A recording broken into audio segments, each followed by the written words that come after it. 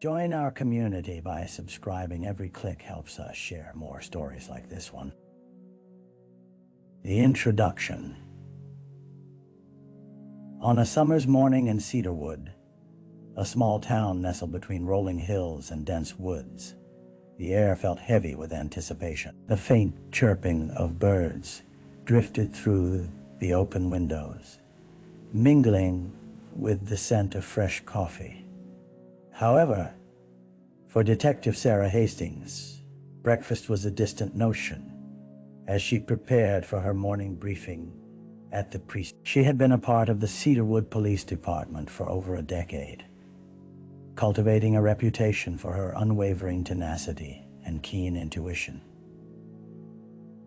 The day had started like any other, but the tranquility of Cedarwood would soon be shattered. Earlier that morning, a call had come in from the local park, a serene area where families often picnicked and children played. A jogger had stumbled upon a battered backpack, unzipped and lying almost innocuously in a clump of bushes, its contents scattered like confetti.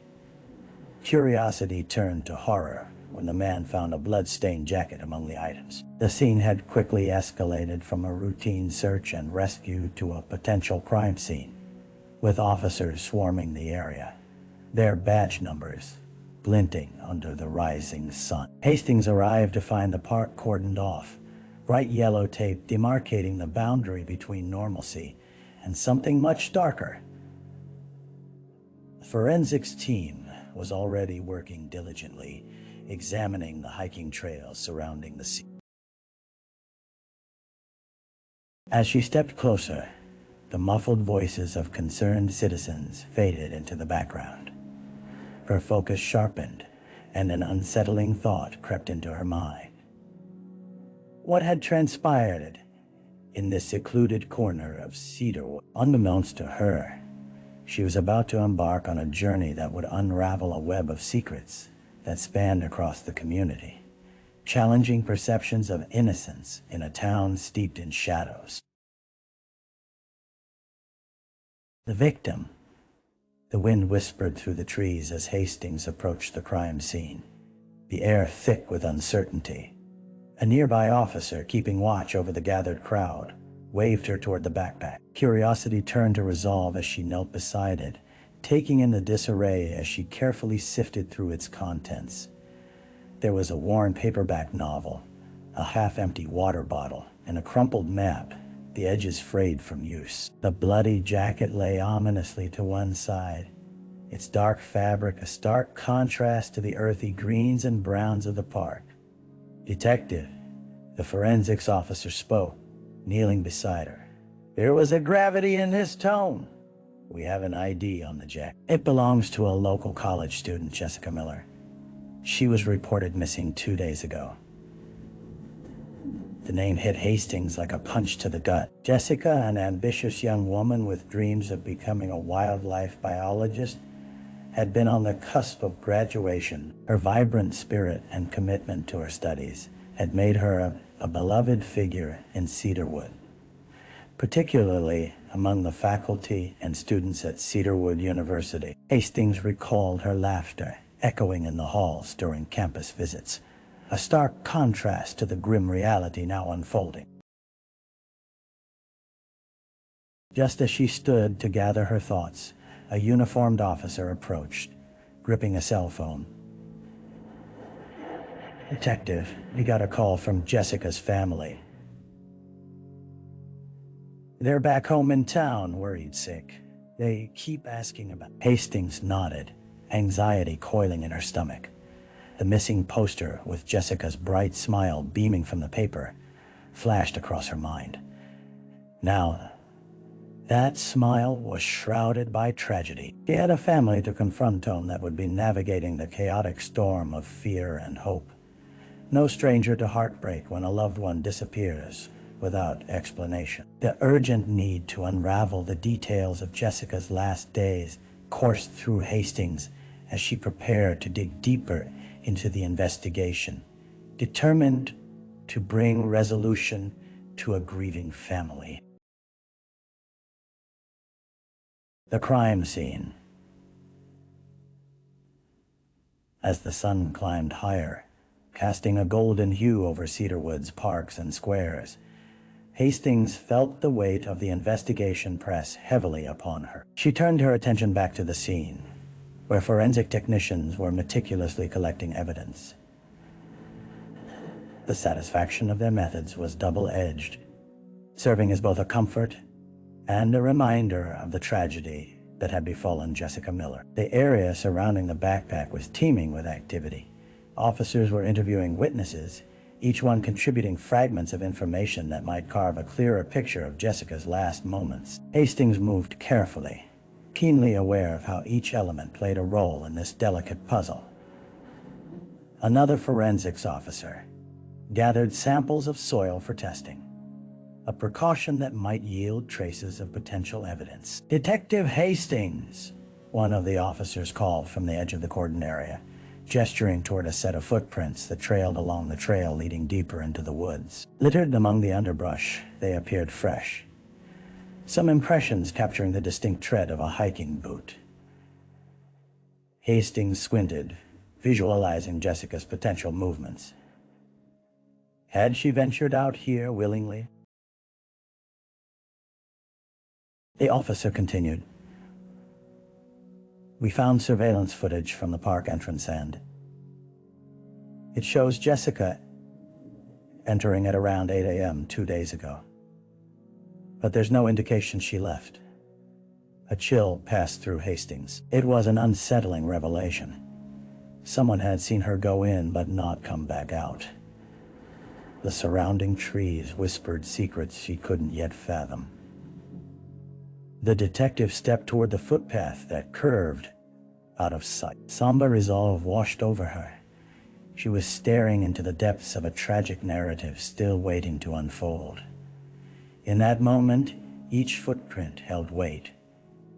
Each rustling leaf seemed to whisper the name of a potential suspect. Hastings knew she had to follow the trail, unravel the mystery woven through the very land Jessica had walked upon, and trace the timeline before it slipped away like sand through her fingers. Behind her, the camera shutters clicked, documenting the sorrowful scene, while Hastings took a moment to steel herself for what awaited deeper in the woods.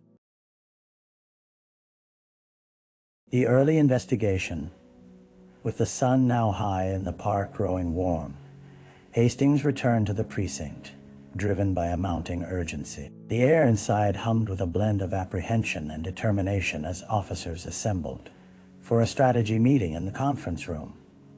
Hastings took her place at the head of the table, pinning a large map of Cedarwood to the wall. Several key areas, including Jessica's house and the college campus, were marked with red circles. "All right, team," she began, her voice steady but laced with urgency. "We have confirmation that Jessica Miller was last seen entering the park 2 days ago. We need to canvass the area, interviewing anyone who might have seen her, and backtrack her movements from there." Officers nodded, exchanging glances that hinted at their shared commitment to uncovering the truth. Hastings stood by her map, detailing the importance of the surveillance footage, indicating Jessica's entry time. She instructed her team to contact local businesses, hoping to find additional cameras that might offer insights into her whereabouts afterward. As they discussed their plans, an officer pushed through the door, cradling a stack of papers. "Detective, I have the first batch of missing persons reports. You might want to see this." Hastings took the sheets, her heart racing as she scanned the accounts.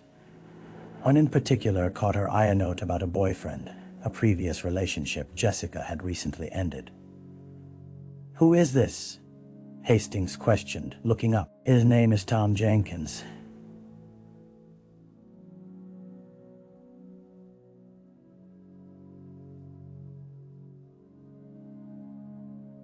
Students said they broke up last month after a year together. "There were whispers about it getting ugly at times," the officer replied, furrowing his brow. With the information in hand, Hastings felt a surge of it. It was time to dig deeper.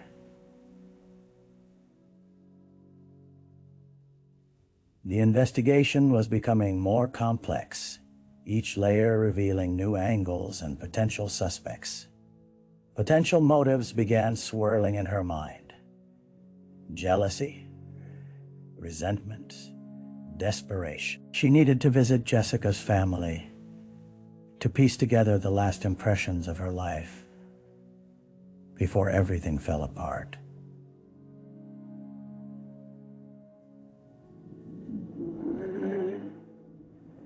As the team dispersed, Hastings let the hum of the precinct fade behind her. She needed answers and the clock was ticking. Each moment passed felt like a heartbeat lost in the void, and she was increasingly aware of the mountains of questions that now loomed before her. The labyrinth of Jessica's life was waiting to be uncovered, and Hastings was determined to delve into every shadow it cast. The dead ends. In the days that followed, the investigation into Jessica Miller's disappearance surged forward. But Hastings knew that every step forward seemed to introduce multiple pathways leading back into obscurity. Cloaked in shadows, each new lead often presented itself as a mirage, offering hope that would quickly fade upon closer inspection. Hastings painstakingly pieced together witness statements, each of which brought forth only veins of uncertainty. Coffee shop near the park reported Jessica, but the barista hadn't seen her leave. Days turned into a blur of interviews, with some friends revealing how Jessica's relationship with Tom had soured, but no one had seen him since she vanished. Hastings felt the tension build as the pieces resisted fitting together. One gray afternoon, she met with Tom Jenkins at Cedarwood University, where he was still attending classes. He wore a sullen expression, a stark contrast to the vibrant life that the students typically exuded. "I didn't hurt her," he insisted, his eyes darting around as if searching for refuge in the crowd. "We argued, but I'd never do anything to her." As Hastings pressed him for specifics, the confession she hoped for remained elusive. His alibi was scant, claiming he was studying with friends on the night Jessica disappeared, but none could confirm his whereabouts. The thought of a man so close, yet so far from culpability, gnawed at her. With each interview, frustration mounted. A local resident reported hearing raised voices in the park that night, but when pressed for details, they could recall nothing else. Another Lita sighting of a man wearing a distinctive jacket came up dry when questioned across town. He had been a completely different person altogether. As Hastings sat at her desk that evening, pushing aside the piles of paperwork, the case felt like grasping smoke. The warm office echoed the silence of uncertainty, amplifying her nagging doubts. Jessica's family was still waiting for answers. Each moment without resolution was another moment of anguish for them. Hastings felt the weight intensifying. The hope that this would lead somewhere was dwindling, eclipsed by dismay that the case was fading into the background noise of Cedarwood. She pressed her fingers against her temples, reminding herself that a breakthrough was still within reach. Somewhere in the labyrinthine alleys of her investigation lay the key that could unveil the truth, and she could not afford to give in to despair. With renewed resolve, she prepared for another round of visits, knowing they could very well lead her deeper into this winding maze of dead end. A break in the case.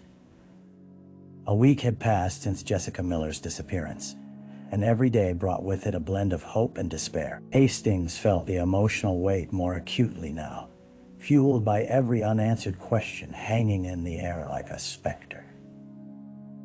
she realized she needed to shift her focus, not just on witnesses, but on the environment surrounding Jessica's life. On a particularly drizzly morning, an anonymous tip landed on Hastings' desk. It was a short note, scrawled hastily. "Check the old quarry." The words called out to her, raising an instinctive alarm. The quarry had been a forgotten relic in Cedarwood, an abandoned site that once buzzed with activity, but had fallen into neglect over the years. Hastings couldn't shake the sense that there might be something worth investigating. Rallying her team, Hastings headed towards the quarry. The landscape was steeped in echoes of the past-trusted machinery, overgrown foliage, and water filled with murky depths. With officers at her side, she navigated through the tangled underbrush towards a series of cliffs that encircled the quarry's edge. Shadows played tricks on the mind as they approached the crumbling pathways, each step resonating with the weight of what they might uncover. Just as they reached a patch of trees by the water's edge, one of the officers spotted something in the underbrush. Hastings's heart raced as they closed in on a disturbance in the tangled weeds. Branches were snapped, and as they pulled it back, they revealed a piece of clothinga faded sweater that matched what Jessica had been wearing the day she disappeared. "Get forensics down here," Hastings ordered, her voice steady. This was the break she had been eager for, a tangible connection to Jessica in a place that felt imbued with secrets. As they inspected the scene, Hastings couldn't shake the nagging feeling that they were being watched, that the quarry itself held a darker resonance than mere neglect. Then she noticed footprints leading away from the immediate area, partially washed out by recent rain, but still discernible. Her heart leapt at the thought of following them, a trail perhaps leading back to answers that had remained buried for far too long. With each print, they followed carefully. The need for resolution burned within her. Suddenly, hope flickered alive again, a possibility that they might finally be uncovering the truth about Jessica's whereabouts. The quarry had awakened, and with it, the sinister elements of this case began to stir, priming Hastings for the forthcoming confrontation that awaited obscured in the shadows beyond. The suspect. The sun hung low in the sky as Hastings and her team meticulously followed the trail of footprints leading away from the quarry. Each step felt both hopeful and trepidatious, the potential of discovery balanced precariously with the fear of uncovering something sinister. As they approached a secluded clearing, their instincts sharpened. A lone figure loomed, seated on a log, his gaze fixed on the ground before him. "Tom Jenkins," Hastings announced, her voice steady but carrying an unmistakable authority. Tom looked up, a mix of surprise and unease washing over his features. "What are you doing here?" he stammered, scrambling to his feet. Hastings studied him closely, trying to gauge his reaction. The earlier dismissive charm was replaced with an air of apprehension, a subtle shift that didn't go unnoticed. "We found some of Jessica's belongings, including a sweater that matches what she was wearing when she disappeared."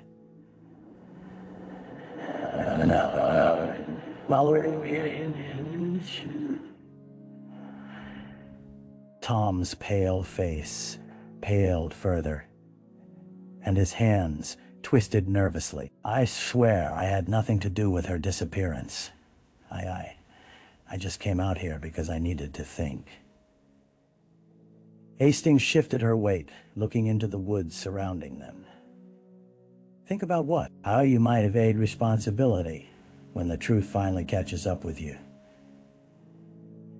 The edge in her voice caught Tom off guard, prompting him to take a step back. "I didn't come here to hide. I came to figure out things after the breakup, to maybe think things through," he spluttered. Hastings remained hard-edged, not swayed by the flimsy justification. "Then why didn't you mention this place during your interviews?" she pressed, her gaze unwavering. He hesitated, his demeanor morphing from defensive to almost pleading. I didn't think it was relevant. I was upset. I didn't mean anything by it as he spoke. Hastings could see the chinks in Tom's armor. But this wasn't enough. They needed more to substantiate his involvement. Tom, tell me exactly what you were doing the night Jessica went missing. You said you were studying. Who were you with? Who can corroborate that? Tom's face twisted with visible strain as he stammered out a list of names. But Hastings sensed in his tone that he was fumbling for a way to spin the narrative. She exchanged glances with her partner, silently signaling for backup.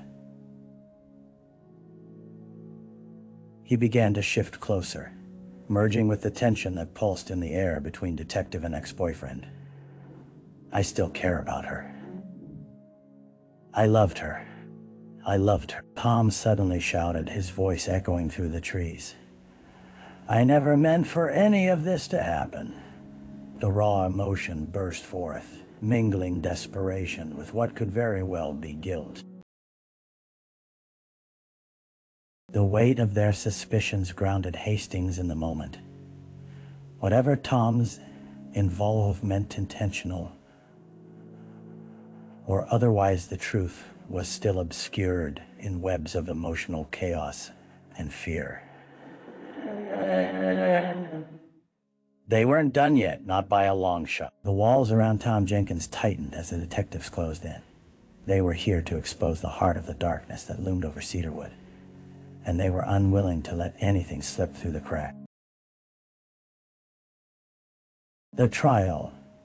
As the crisp autumn air settled over Cedarwood, the atmosphere inside the courthouse was charged with an unsettling mix of anxiety and anticipation. Hastings sat in the back of the courtroom, the weight of the investigation pressing heavily on her chest as she observed the proceedings unfold before her. The trial of Tom Jenkins was in full swing, a culmination of weeks spent following clues, interrogating witnesses, and piecing together the events surrounding Jessica Miller's tragic demise.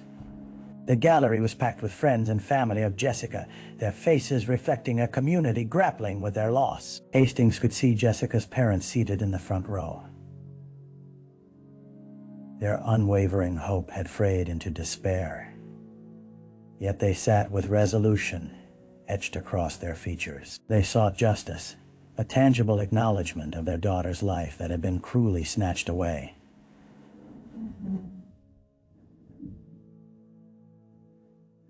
The prosecuting attorney, a composed woman in her 50s, paced before the jury, her voice clear and commanding. We contend that the evidence will prove beyond a reasonable doubt that Tom Jenkins is responsible for the wrongful death of Jessica Miller, she stated, laying out the timeline meticulously. She recounted the discovery of Jessica's belongings at the quarry, interspersed with testimony from witnesses who had seen Tom in the vicinity on the night Jessica disappeared. Hastings couldn't help but track the reactions in the room, especially how Tom's rigid posture faltered as incriminating evidence piled against him. The defense painted a contrasting image, drawing on his emotional volatility after the breakup with Jessica, arguing that his love for her was genuine and that he had nothing to gain from harming her. The tension in the courtroom coiled tighter as the jury listened intently, weighing the evidence and the emotional pleas from both sides. Hastings watched as Tom took the stand, attempting to defend himself. He looked weary, worn down by the scrutiny of the past weeks. Each question invited the potential of further unraveling, yet at his core, his message aimed for sympathy rather than conviction. Yet, while Tom's demeanor on the stand oscillated between anguish and indignation, Hastings felt the tide turning as she recalled the footprints found near the quarry, the clothing identified, and the desperate character of Tom's alibi. The evidence could not be easily dismissed. even as he attempted to paint himself as just another heartbroken student trying to cope. As the day wore on, Hastings could feel the weight of the community's anguish pressing down on her. This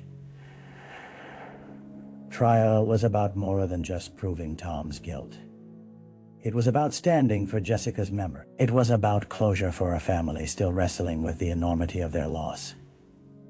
Even as they navigated this labyrinthine journey through grief, Hastings held on to the hope that justice would prevail. In those tense moments, as the jury left the room to deliberate, she made a silent promise to the Miller family. They would ensure Jessica's story was told, no matter how difficult the truths were to unearth. The trial had opened a window into the tragedy, and as they awaited the verdict, Hastings allowed herself to believe that justice might finally shine through the shadows that had lingered for too long. The aftermath. The courtroom doors swung open, and silence enveloped the room like a shroud as the jury filed in, heads held high with the gravity of their decision. Hastings felt her heart race, every pulse echoing the anxious breaths of those waiting for the verdict. Tom Jenkins looked gaunt, his face a mixture of trepidation and defiance, as if he could somehow will the outcome to fate. The foreperson took a deep breath, locking eyes with Judge Harris before speaking. "We, the jury, find the defendant." The words hung in the air like the calm before a storm, stretching in slow motion as the collective hope and dread collided. "Guilty of second-degree murder." A collective gasp rippled through the courtroom, followed by a wave of hushed whispers. The weight of the verdict landed heavily on those gathered. Some exhaled in relief while others hung their heads, tears pooling at the corners of weary eyes. Hastings felt a complex mix of emotions as she glanced at Jessica's parents, who clutched each other, their silent sobs heavy with both sorrow and relief. Justice had been served, but it would never bring their daughter back.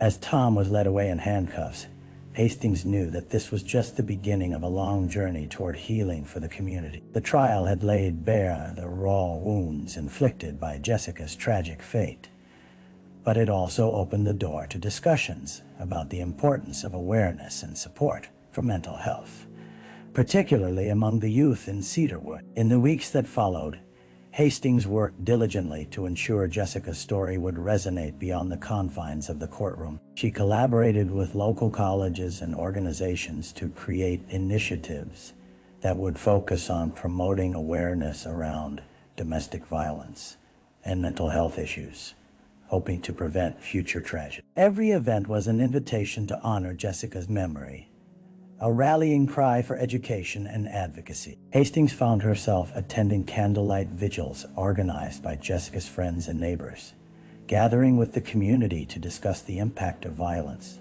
love gone wrong, and the importance of supporting one another through heartbreak. But even as the community began to heal, the echoes of that final verdict lingered within Hastings herself. The unraveling threads of Jessica's life now intertwined deeply with her own, forever altering her perspective on love and loss. She couldn't shake the feeling that the true work was only just beginning. The case had concluded, but the scars remained, reminding her that justice was more than just a verdict. It was a promise to carry forward the stories of those silenced too soon. With that understanding nestled in her heart, Hastings steered forward, determined to ensure that Jessica's light would continue to flicker, igniting a fire for change where darkness once spread its chilling reach. Reflection. In the quiet moments that followed the trial, Hastings found herself often wandering through Cedarwood, reflecting on the weight of the journey she had taken alongside Jessica Miller's family and friend. The tapestry of life in the town, once bustling with the carefree sounds of children, playing and laughter echoing through familiar streets, now felt heavier with the knowledge etched upon its community's heart. The spark of hope that had ignited in the prosecution's victory began to dim as she grappled with the reality of what it meant. Justice was a fragile construct, and although Tom Jenkins had been held accountable, the void Jessica left behind resonated more profoundly. Hastings often glimpsed neighbors embracing the beauty of shared memories of Jessica, her laughter, her dreams, the moments that made her life vibrant. Those memories were a painful reminder that love could coexist alongside heartache, a truth she had carried in her own life and now bore witness to anew. The experience reshaped her understanding of her role as a detective. It was more than merely collecting evidence or piecing together a narrative to reach an ultimate truth.